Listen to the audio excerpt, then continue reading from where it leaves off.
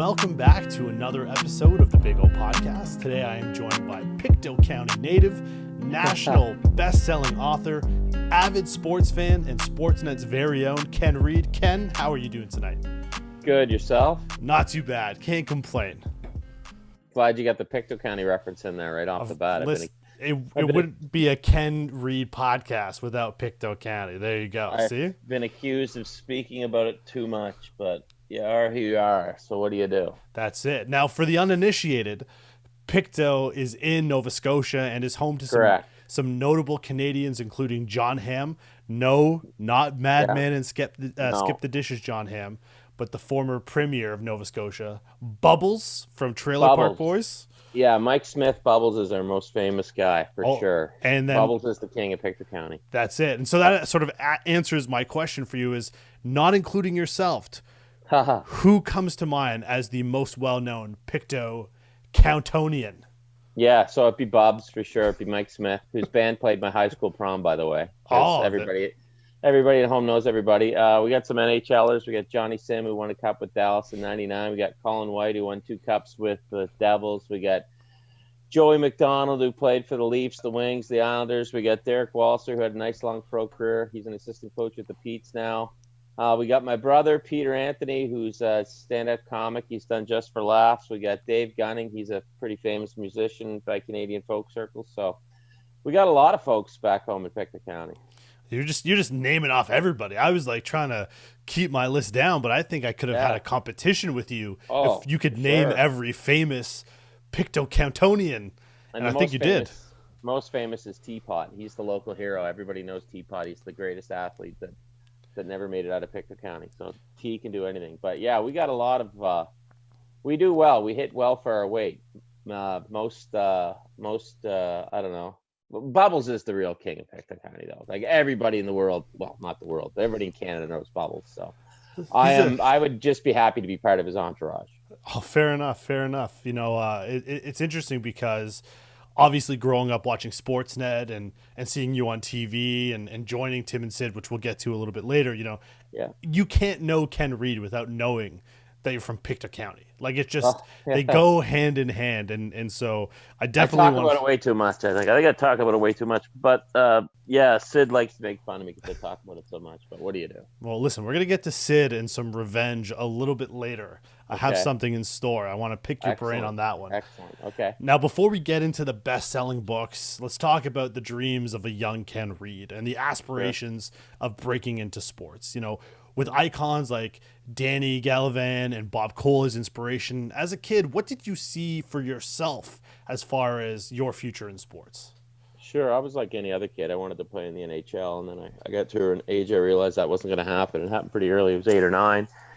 And I soon discovered my dad told me that the guys who did the games got to go for free, so I set my sights on being a broadcaster. So that was kind of what I always wanted to do. You know, as a kid, you think maybe you should do something else. But no, I always wanted to be a broadcaster. So when I watched the games, Bob Cole meant as much to me as any player on the ice did. So I was obsessed with hockey, obsessed with baseball. It's what I always wanted to do, and I got into it. I got my first job doing play-by-play in Dartmouth, Nova Scotia, doing junior A right out of college, and just kind of worked my way up. Started small and swam all across Canada, worked at a bunch of markets, got to cover a lot of NHL teams doing it that way. And here I am all these years later. Now, it's funny you bring that up. Obviously, you got your start with Dartmouth, as you said, as a play-by-play guy. And then, you know, you do get to stop across all of Canada pretty much, working for the NHL Network and TSN, CP24, going to Western Canada, nation's capital, before landing in what's probably known as Canada's greatest sports market in Toronto. And to be fair to all the markets that you stopped in, they all have their hidden gems and their fun stories. What would you say were some of the greatest lessons you learned in your journey? When you can, keep your mouth shut and your ears open. Okay. Be respectful. Be nice. I've been in the media for 23 years or something like that. Yeah. There used to be a lot more crusty people in the media than there are now. I just think it's like the old print guys were pretty crusty back in the day. There's not as many of them around anymore. But I always thought you should just be nice to people, treat people the way you want to be treated. That's I think that's the golden rule, they tell me. So that's I always just try to be nice to people, be respectful, and realize that when you're encountering an athlete, they have a job to do and you have a job to do. Just hopefully you can find a way to do it together. And everybody has a bad day. Just because a guy has a bad hockey game or a bad baseball game also doesn't make him a bad person. And just because he has a great game doesn't mean it makes him a great person. But just be kind, be nice, smile. Smiles are contagious. Now, do you have like a favorite interview or person that you got to speak to when you're going across Canada and working for these different networks? Was there one thing that really stands out? Not one thing, but I mean, I got to interview, I mean, hundreds, if not thousands of people over the years, be it they famous athletes or just kids who won, who won a local high school title. But the first time I scrummed Wayne Gretzky was a big deal. That was cool. I was 27 years old. I got a picture of it up on my wall right there because my brother snuck into the press conference and took a picture of it because I grew up a big, huge Wayne Gretzky fan. So when they told me I had to go cover a Hockey Canada news conference and Gretzky was the key speaker, I said, well, okay, I'm gonna dominate this. I'm gonna own this scrum. And I did. I won't brag, but I mean, here, I'll show you the picture. Once I get my computer all turned around here for you.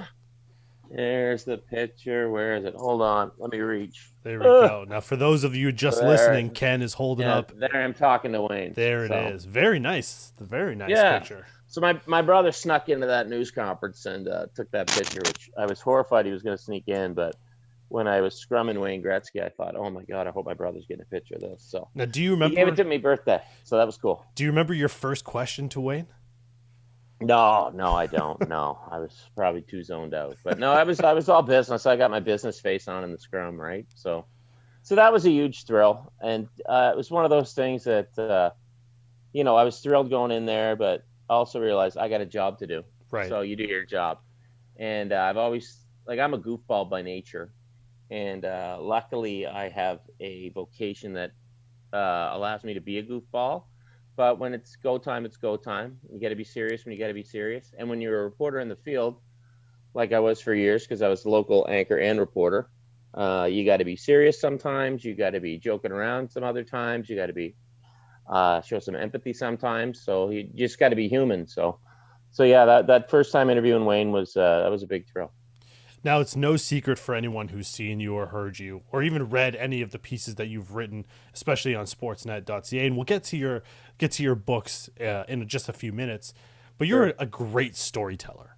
Well, thank you. And so, and it's not just me who notices this. I was speaking to Tim McAuliffe, one of your coworkers at Sportsnet, and it's the one thing that really stood out to him is he said, Ken's a great storyteller.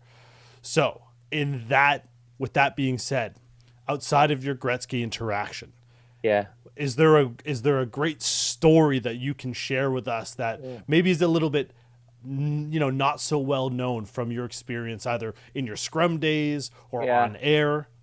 Well, it's funny, my dad's a good storyteller, my mom's a good storyteller, so I think I'd come about it honestly. And for years, you try to be a journalist and then you realize you are a storyteller. That's what a good journalist is. So, I mean, not to plug my books, but I enjoy my books because I talk to people whose stories people don't know mostly. Right. I love books about the superstars. I devour them, but I also think that everyone else has a story. So I enjoy talking to a guy who played one game in the NHL and telling his story about how he, became a doctor or something. I like when you see me at hockey, I'm the last guy in the room. So I mean, geez, there's kind of countless stories I've done over the years of people that no one would know that I was really proud I did on television. There's one I just did that I'm kind of proud of. I'm a big hockey card guy, and I tracked down a guy who was on a card from 1976, but the hook was he didn't know he was on that card. Oh, wow. So it was a card of a guy named Brian Maxwell. So when I talked to Brian Maxwell about the card about 8 years ago, he said, it's not me. I said, who's on the card? He's like, I don't know. So after 8 years of on again, off again hunting, I finally tracked the guy down. And we actually just did a story with him on sportsnet.ca, which was really cool because this is a guy that played 4 years at Bowling Green, played a season and a little more pro. Went to coach high school hockey in Ohio, is the winningest high school hockey coach in Ohio history, and just found out, just so happened I contacted his son, and his son told him on his 70th birthday that he's on a hockey card. So Wow. that's a cool story. So I got his take on that. His name is Mike Bartley. Nobody would know who Mike Bartley is outside of Shaker Heights, Ohio, where he was the high school coach. But now I got to interview him on a national platform and give him his 7 minutes of fame, which he quite enjoyed, and he was very grateful for it, and I was very grateful for him. So just unearthing little nuggets like that, I enjoy. I know that's not for everybody. Some people just want to hear the big stories, and that's fine too. But I like to take the time to find the little ones. Now it's interesting because with everyone being at home due to COVID, a lot more people are soaking up just pretty much like everything. And it's great to have an original take or an original story when all of the media outlets are putting different takes on the same story, whether it's, the undefeated Steelers, who as of tonight are no longer undefeated, whether it's, how the NBA handled the bubble or the NHL handled the bubble and how their seasons are going to go. Everyone has the same take. So in a world and a time when everyone's doing that, it's great to be able to have stories like that of giving 7 minutes of fame and shine to someone who is deserving, and it's a fun story. And when you look at some stories like Emmanuel Acho, for instance, Emmanuel Acho, former NFL star or former NFL player, went to the University of Texas, decides to tackle social reform with having uncomfortable conversations, blows up on Instagram, blows up on YouTube, ends up signing a book deal with Oprah, coming out with like their own show, has guests like Matthew McConaughey on there, and it turns into like this phenomenon. What about social media has sort of changed in your world as a journalist or as a news anchor that you could say, hey, this is the way of the future and it's time to embrace it? How can I put this? I think if it's the way I want to use it is to just use it to get to people who I couldn't get to before, but to tell the same type of stories, tell good stories. Right. I hate when it's just used as a tool to preach. I hate when it's used as a tool to claim falsehoods.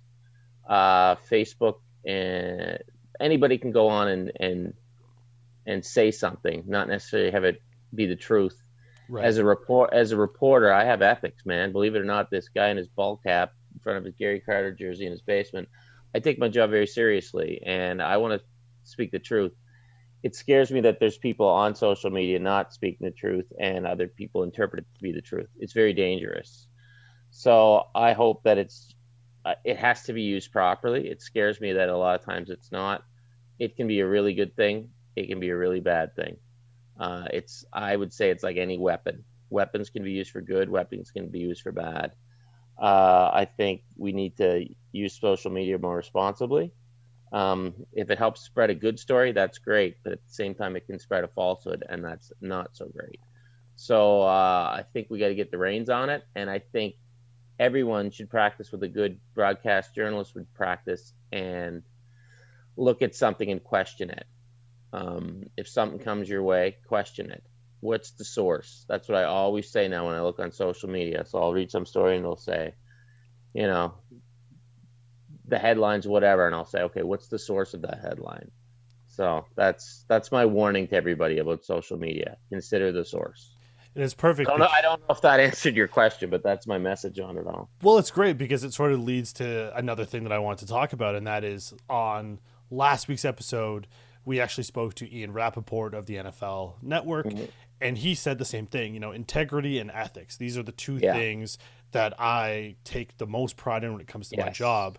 Yes. And someone like him, for instance, it's a lot about being first because as an insider, everyone wants the hot take. But he said more important than being first is being right. Yep, it's being right. Exactly. And Ian has a rep. There's people out there that don't have a rep and they can just throw spaghetti at a wall, right? And it hits, and then they can claim they broke a trade or something. When you're a person like Ian or a person like Elliot, that makes their living off that rep, that is beyond important. And yes, being right is far more important than being first. And we're people that stake our careers on that, as opposed to just some guy that can tweet it out. Right. So, like I always say, consider the source. 100%. And, we're coming off of a crazy year and a crazy couple months where, Yeah, just what are facts now, right? Anybody can just kind of say anything. So, yeah. Get your news from reputable news outlets, not from some dude's blog, Well, the scary part. The scary part too is that we put a lot of emphasis and importance on the blue check mark when it comes to social media. Yeah. And unfortunately, we had, one of the most prolific, if not polarizing individuals in the United States with that blue check mark. Yeah. Just do pretty much exactly the opposite of what you just talked about. Right. But that blue check mark just confirmed that he is who he says he is. It doesn't mean he's credible, right? 100%. So people can figure it out on their own, I think. A blue check mark means it's actually me tweeting it out. Now, if you don't think I'm credible, that's up to you to decide. That guy with the blue check mark, I didn't think he was credible. So right. I didn't take much of what he said to mean much. Ding, ding, I'm right. So, consider the source. That's my biggest thing when it comes to social media. Consider the source, because as my brother says, all it took to unearth the world's conspiracy and ultimate truth was half a high school diploma and a Facebook account. So we live in scary times right now when it comes to that stuff. 100%. Now, you talked about it, a 23-year career in journalism, and you'd covered the largest sporting events in North America and across the world, everything from, Edmonton's run in 2006 to the Stanley Cup, multiple Grey Cups, the London Olympic Games, Super Bowl 47, known as the Harbowl, the power outage, two brothers going at it. What's going on there, man? What was the best part of being able to take on these location assignments? Just when you step back and kind of take a breath and go, okay, wow, I did it. This is cool, man. I'm here. This is pretty good. Like when you're broadcasting from London, England, and I'm doing Sportsnet Central every night, and they're counting me in, I can take a little breath, and I go, oh, there's the Tower Bridge. Okay, let's do this thing. Kind of just like when I do Sportsnet Central, or we're coming out of a Stanley Cup playoff game, or we just awarded the Stanley Cup on our network, and I pop up. I'm like, okay, let's do this thing. So I think it's the best part is just realizing you made it, but realizing you're not getting caught up in the moment. It's okay to enjoy the moment, but you still got a job to do. Right. But definitely take the time to smell the roses. So when you're at the Olympics, walk around, man. Go to the beach volleyball games. Go to the field hockey games. Go see stuff you never saw. I get to go to Wimbledon, I should say, to just check out a tennis match. It was that epic Federer-Murray one that went forever. And just, even when I'm covering a regular NHL game, I don't get to go to many games anymore because I'm on the desk. But I used to go there, and I would be amazed at all these media guys who just sit there like this, right? And I'd go, enjoy yourself, man. You're getting paid to be at a National Hockey League game. So it's okay to enjoy it. So many people in the media think they're doing the work of, like, I'm sorry, my dad's a doctor. He's delivered like 1,200 babies. He's saved lives. His job is far more important than mine. But just enjoy yourself. Everything in the grand scheme of things, we have to be able to look back at, right? Everyone, sure. I'm sure there are some doctors out there that feel the same way that some of those media guys do, right? When you've been doing something for so long, it can just become, I don't want to say like a grind, but you could sort of take it, for. See, that's when I get you. Like that's when I think you got to consider, why are you doing it? For right? sure. Like, why are you doing it if you're just, I got to go cover the game tonight? Well, there's a lot of other people that would love to cover that game. So I'm happy to do it. I'm thrilled to go in and do a show. Right. Yeah. I mean, another big one for me that I absolutely love is doing Scotiabank Hockey Day in Canada every year. So I'm a small town guy, as you know, and I always stress when we talk about somebody, where are they from? Don't say the Canadian. Right. Give me the name of the town. So when we get to go to Yellowknife or Swift Current or Corner Brook and spend 5 days there and like go to the local bars and hang out with the people. Like when I go to these places, I don't sit in my room, man. I do my stories. I get out. I have a few pops. I do my job, but I want to immerse myself in what's going on. So one thing I do love about my job is it's let me not only go to all these arenas and stuff, but it's let me go to, like, I wouldn't go to Yellowknife all the time. Not like, who knows if I'd ever go to Yellowknife in my life, or Corner Brook, Newfoundland. I loved it. It's a blast. I met friends there that I'm still in contact with. So I really enjoy that about my job too. And then, you get to see Ron McLean in action, and then Ron knows my name. I think that might be the biggest thrill of all, this whole thing. Ron McLean knows my name. Bob Cole will know my name. That's still a big thrill for me. And when you engulf yourself in that culture, in that environment, in that neighborhood, it comes out in your story. It comes out in your on-air presence, because you speak from a position of authenticity, and Thanks. It really does show, right? And going back to what you said about not getting caught up, I spoke to Eric Smith, and he said one of the hardest things to date was when Kawhi Leonard hits that shot in Game 7 against Philadelphia. The arena is going absolutely insane, and he's got 13 seconds to enjoy it. Yeah, he's got to do his job. Take it in, and now he's on the desk to talk about what comes next. No cheering in the press box, man. That's it. I've never cheered in a press box. I never will. I'll cheer at home, but I'm not cheering in a press box. And as far as the authentic thing goes, that's funny too, because as a broadcaster, it often takes you a long time to find your authentic self on the air. And people always say, be yourself. I always tell young broadcasters, be yourself. They'll say, what's that mean? So you'll figure it out. And I think when I started, I tried to be a sportscaster, and now I'm just me. I'll talk about my old gym teacher. I'll talk about where I'm from. I'll just talk about what I know, right? And that's cool. I like that. It's comfortable, because if you fail, your failure is yourself. At least you know why you didn't succeed. And, you're not pretending. So if the day comes where they say, okay, I don't like that guy anymore, well, at least I know it's because it's me. It's not anything I didn't, it wasn't authentic. And, I've got my little maritime twang that comes out every once in a while, I'm told, and that's fine too. A few pops down home, it really comes out. So, to be yourself is all that you can do. It's one of my favorite Audio Slave lyrics, and I live by it. Yeah, that was so the lead singer of Audio Slave, Chris Cornell. Yeah, that was one of my favorite albums. And then obviously when he comes out and does what was it, Casino Royale, I think, the Bond song. Dude's just with Tom Morello on guitar. Just incredible. Now, you did play-by-play back in the day. Yeah, loved it. Yeah. Was there, did you try and eventually succeed at having a tagline?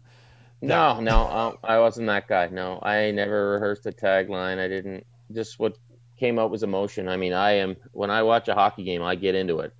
Ivanka can tell you that sitting beside her watching games. And no, just it is what it is. It just comes out. I loved it. I absolutely loved it. Unfortunately, I made $8 an hour doing it, so I couldn't do it forever. I always thought I'd come back to it, to be honest. My goal was always to get to a sports network and come back to it, but I realize now, as a guy with 2 kids, working Monday to Friday is a blessing. So, if the opportunity arose one day, sure, maybe I'd try it, but I really love being on the desk. I think it's where I'm best. And I think work knows that's where I'm best, and it's easiest for them to have me there. So, yeah, but I loved play-by-play, but I didn't write lines down and then try to incorporate them into the games. No. Did you have a favorite tagline growing up watching sports, or something that always stood out to you as being memorable? I was never a tagline guy. I grew up in the era before taglines, I think. I guess my tagline now is pucks in deep, because I love that cliche.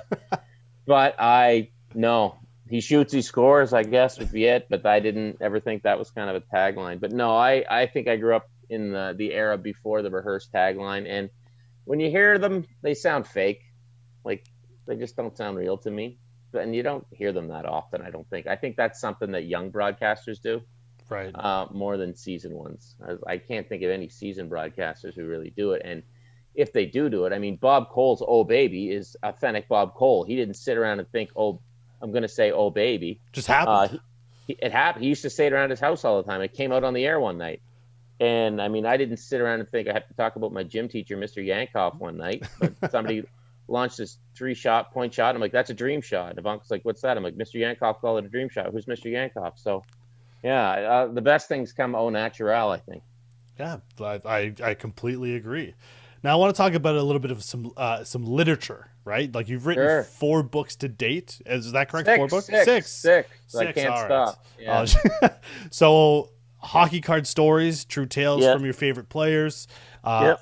it's a compilation of stories from the game's greatest stars. One night only. Yep. Um, Dennis, pronounce his name for me. Maruk. Maruk, the unforgettable story of hockey's forgotten 60-goal man, and Yeah. hockey card stories too. Now, what are the final 2 that I missed? I wrote a book with Eddie Shack last Yes. year, which was awesome. Before he passed, that was incredible to get to spend all that time with Eddie, man. What a absolute blessing that was. And I just wrote this one. This one's out right now. It's called One to Remember, which is stories from 39 members of the NHL's One Goal Club. So One Night Only was about guys who played a single game. One to Remember is about guys who scored a single goal. So in the history of the NHL, 6,500 men have skated in a game, 1,500 of whom never scored. And that's not counting goalies. And around 400 or so have scored a single goal. So I wanted to know, man, what's it like to be the kid who grew up playing road hockey, of dreaming to score in the NHL, to actually do it, but to only do it once? Is it enough?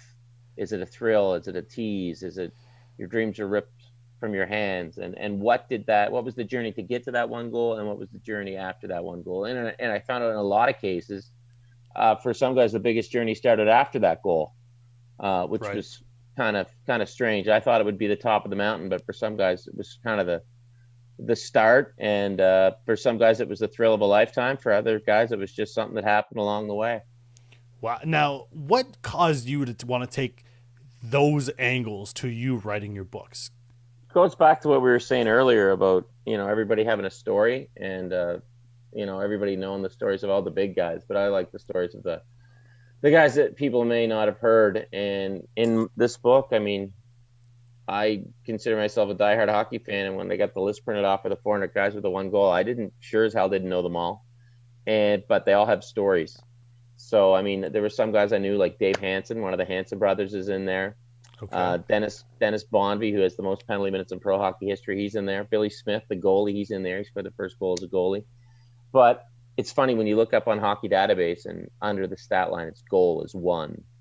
You just think one, but you don't think of what goes into that goal, what Right. the story is. So I just love stories that aren't told before. And I think of the 39 guys in this book, I'm sure 37 of them only told this story to probably their buddy over a beer, or maybe their kids. They probably didn't expand upon it at this length. So it was fun to do. Now, obviously, the passion comes out, and even in you just talking about taking these angles and wanting to share the stories. What was were you able to get to everyone, number one? Yeah. And two, what did it mean to you to listen to all of these stories? Mm-hmm. And did you have to really, think about cutting down the book? Because I'm sure the stories could have gone on forever. Sure. So yeah, there's, like I said, the list is around 400 guys who scored a single goal. So I obviously had to take the deceased off there, and then you kind of go through, do a little research. You go, oh, this might be a good story. You read about a guy who has. I'd be looking at game sheets, and I'd read a guy's one goal was assisted by Gretzky and Curry. His name was Mike Forbes. I'm like, oh, that's a cool story. Got to get that. So then you got to try to contact these guys, and you got to play detective, because I mean, their names aren't readily available anywhere. But some guy, a guy who played with a guy who played with a guy, so you get the numbers that way. And everyone I got a hold of, I did speak to. There were some guys who didn't call back, but I don't even know if I had the right numbers or not, right? Because I'm doing some guesswork. But it was fun going in. I mean, I knew very little about most of these guys, other than the game sheet, or you'd read on Wikipedia. Played for 3 years, and you start asking questions and you start listening. And I've been told my writing's kind of very casual, and I like that. And this to me is just kind of like sitting around with a guy having a beer, and he's telling me the story of his one goal. So yeah, I enjoyed it. It was a lot of fun. And for me, the really rewarding part was when I was done, guys would say, thanks for remembering me.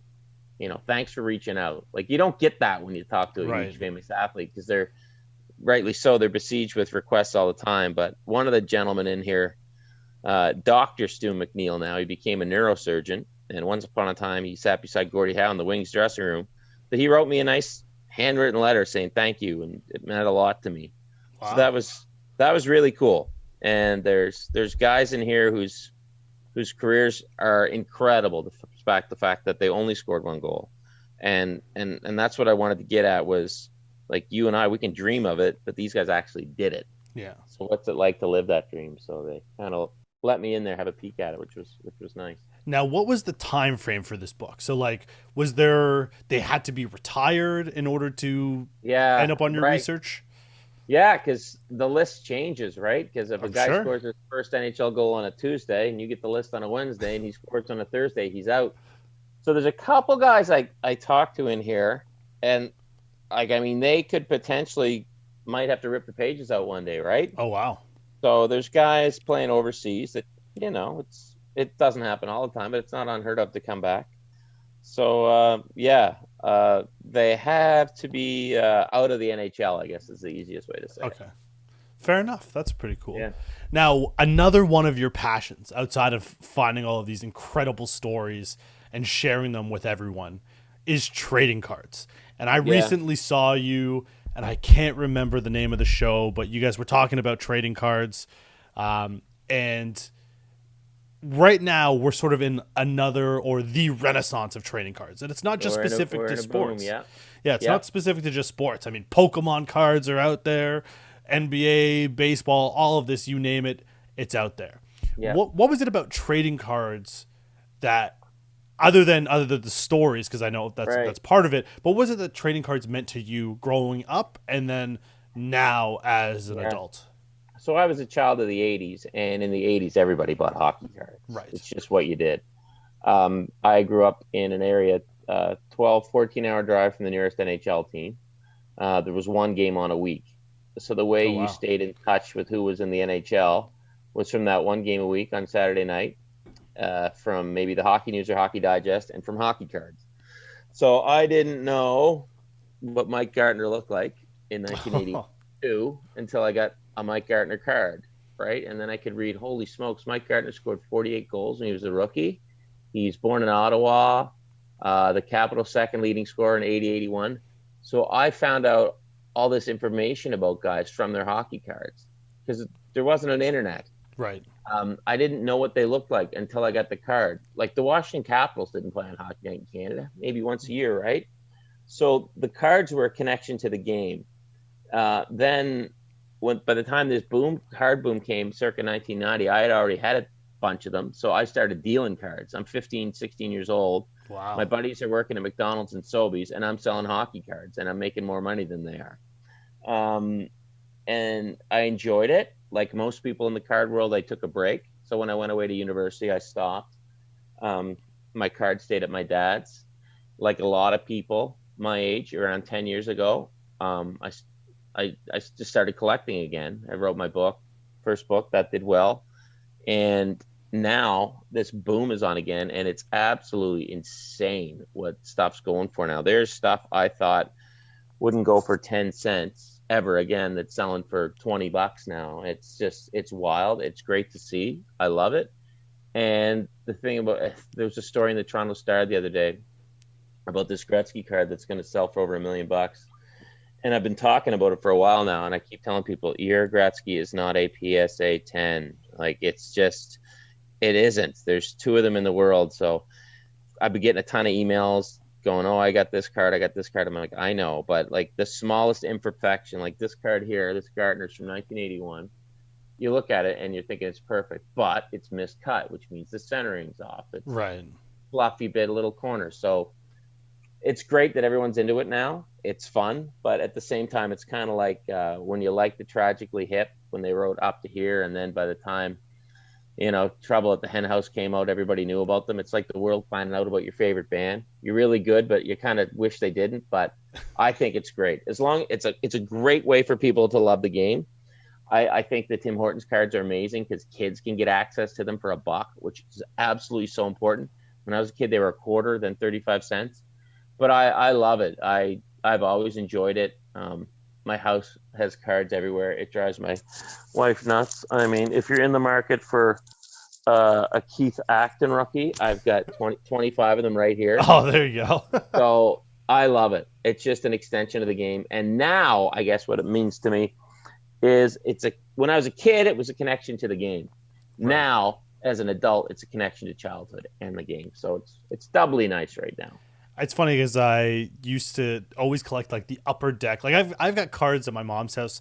I stumbled across them. I didn't have the time to thoroughly go through them.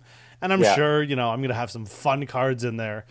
Sure. Definitely not well taken care of, though, which is the unfortunate part. But I remember as a kid going to like McDonald's, and McDonald's would always have like the upper deck packs around All-Star time or the Olympics. And so I used to love the fun stories and just the fact that like there are your favorite hockey players in a single pack, and you could get 3 packs and none of them have the same cards. Yeah. And so now you could have doubles, triples, and you're trading with your friends. And this boom has sort of happened. Gary Vee has really talked about it in 2020. Yeah, he's big on it. Yeah, he's been on it. He's been on it for a couple of years now. On it. And that's been a big part of it as well. I've spoken to Adam Lefkoe from Bleacher Report, who's now getting into cards over the last 6 to 8 months, and he said, "Listen, forget about betting sports. Don't put money on sports. Invest that money in sports cards because you can turn that around." And like he's gonna buy himself a house. He's gonna pay for his wedding from plans. Listen, and he's sort of dived into it. And there's a whole card community now, and it's funny because there always has been, right? Right. It just now it's getting out there, and so now you got all these new people joining it. And when in the 90s when this boom happened, all these people came in who were looking for easy money, and when people are looking for easy money, there's people that are going to do unsavory things. Of course. So just a warning to everybody, when I said about social media, consider the source. Be wary of what you're buying from. It's buyer beware in the card world. And when I was a kid, everybody, Greg Jeffries from the New York Mets, the plan was you buy enough of those and you can retire. Well, that didn't pan out. So there's no guarantee. There's absolutely no guarantees. The Lafreniere rookie's already going for $300. He hasn't played a game yet. Jeez. It's wild. It's wild, man. It's wild. Now, do you have a favorite card in your collection? Yeah, my original Gretzky rookie, 7980. It's a card that I always wanted as a kid, could never get. My mom came home with a box of cards one day. She got for $10. It was this shoebox full of cards, and my brother and I started looking through them, and there it was.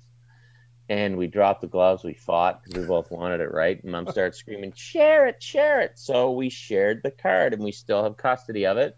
I've had a few other Gretzky rookies over the years, but that one's always it's always stayed with me. It's always been a huge part of my collection. So because it reminds me of my favorite player, my mom, and my brother. So it's triple threat. There you go. Now, I'm a co-host of another podcast called Real Sports, and we've taken the responsibility of power ranking every sports movie.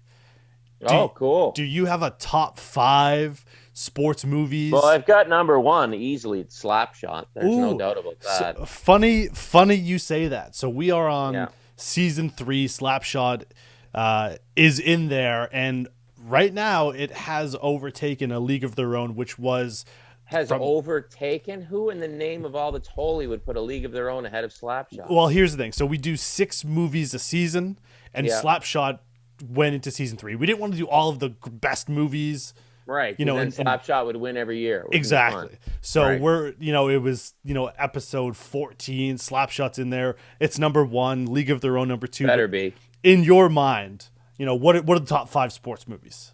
Off the top of my head, Slapshot. I love Miracle.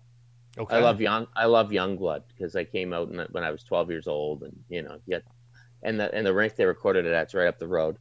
So if you could tell I'm a hockey guy, I gotta throw Major League in there, of course, for sure. And I need a baseball movie, or I just had a baseball movie. Man, you can't go wrong with Field of Dreams. So there's my 5. And everyone's yelling at me, what about Bull Durham? Bull Durham's in there, and then I would go Rudy. So those would be my honorable mentions. Would be Bull Durham and Rudy. That's just off the top of my head. That's with no ranking system at all. There you go. And there's so many great sports movies. But to me, Slapshot is the quintessential sports movie because it meant so much to so many hockey players over the years. And honest to God, it's probably more documentary than it is film. I mean, that was based on the Johnstown Jets from the North American Hockey League, which was the minor league of the World Hockey Association, and that most of the guys in the movie are right from that league. So it was legit, man. It was totally legit. Based on your quick knowledge and off of the dome information, I'm gonna have to pitch it to the guys to be like, listen, I think Ken Reid might be a great special guest for an episode or two. We'll let you choose the I would movie. agree. I'd also bring in Jeff Merrick. Jeff Merrick is also a slap shot aficionado. Oh, there we go. See, perfect. Yeah. There we go. Yeah. We're setting up for future episodes. I like Oh it. yeah. I mean, I could sit and quote you slap shot lines all night, but probably get me fired. But I absolutely adore that movie. And yeah, you don't have to go far down here in the old man cave to get a. Let's see, there's a slap shot puck over there, and the Hanson brothers autograph picture over there. So you don't have to go too far to see some stuff. And Dave Hansen from Slapshot's in my new book, so it worked out really well. There we go. Perfect Yeah. segue. Oh, Now- there's the Hanson brothers right there. Here, I got another picture. I'll show you. I love Hold on. this. This is from Road Hockey to Conquer Cancer. There you go. Oh, The wow. Hanson brothers.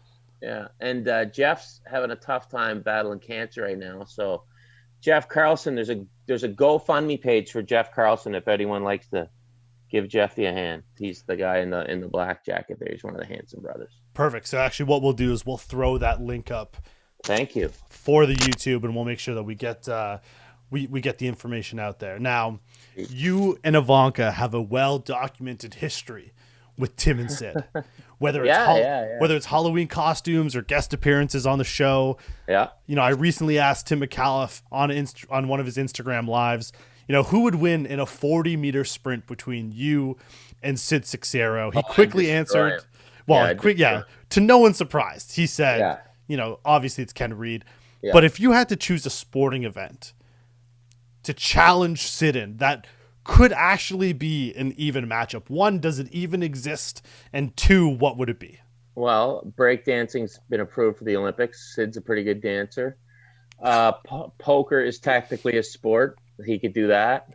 Lawn bowling's a sport. He's probably a pretty good bowler, I'd say. But I absolutely love those guys. They have brought such an awesome vibe to our shop since they joined. And I mean, we talked about being authentic. They're as authentic as you can get. So as far as sports goes, Sid could probably, poker's a sport, I think. What are the darts? Something where you don't have to like really exert yourself, I think would be up Sid's alley. Food, right? Hot dog eating, right? Joey Chestnut, is he an athlete? Wow. So, I like that. Some sort of Mary Brown's chicken competition. Sid could win in that. Honest to God, Sid has this ability, and I love it. He makes you happy when he walks into a room. Like he's one of those people that instantly makes you smile.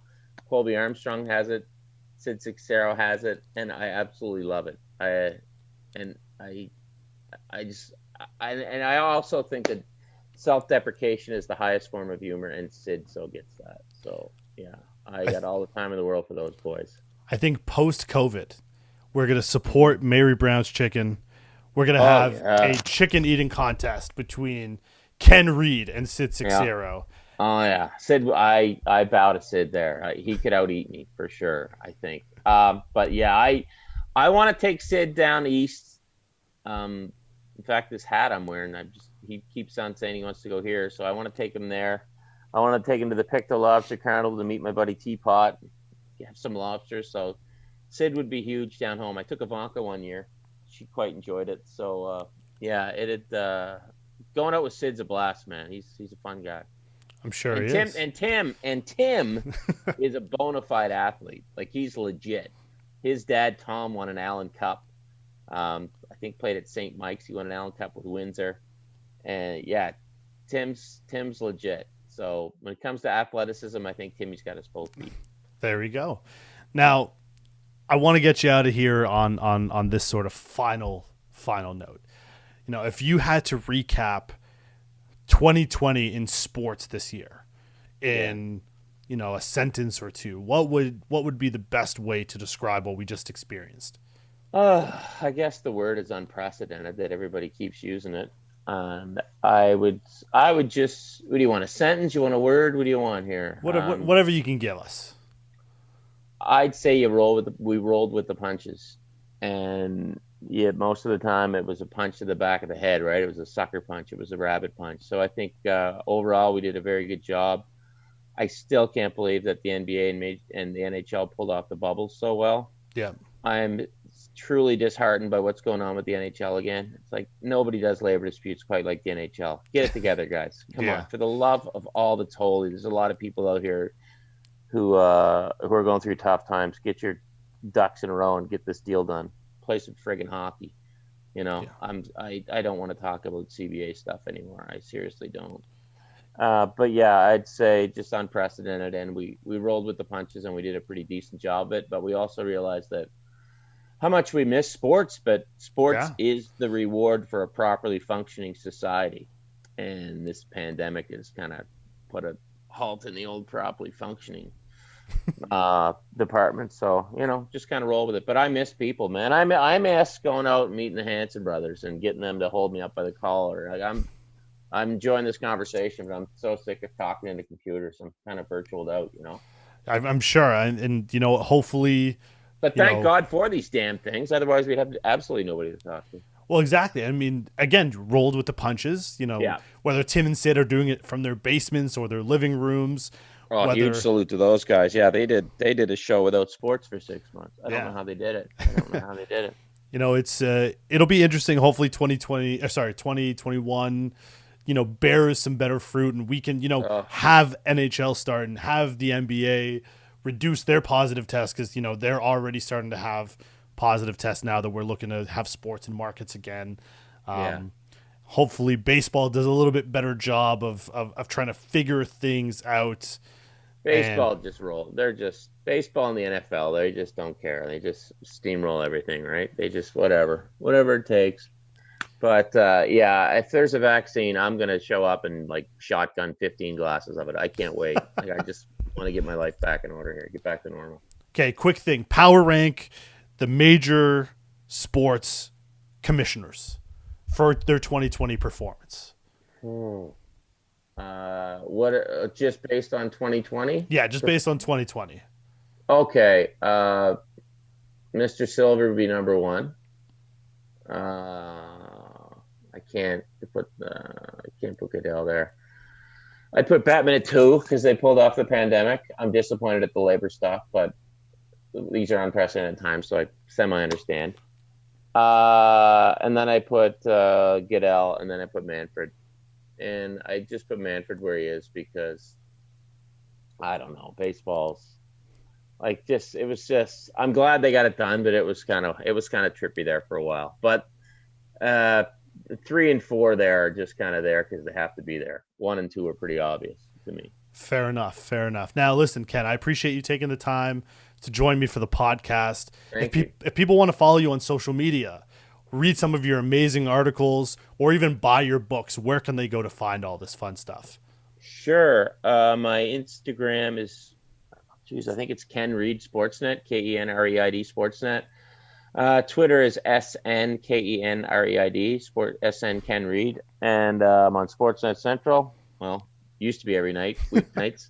That's kind of different now. And pick up the book. It's called One to Remember. You can get it right now on Amazon. But if you can, please support your local bookstore, because our brick and mortar businesses, they could use a hand. So go down to your local bookstore, knock on the window and say, "Do you have One to Remember by Ken Reid? I hear it's awesome." And they'll say, "Well, we have it. I don't know if it's awesome, but we have it." Good enough. Listen, please make sure to download the podcast, available every Wednesday wherever you get your podcasts. Subscribe, like, and comment on YouTube. Once again, it was a pleasure talking with you today, Ken. For my guest, Ken Reid, I'm your host, Julian Ortiz. Thank you for watching and listening, everyone. Have a great night.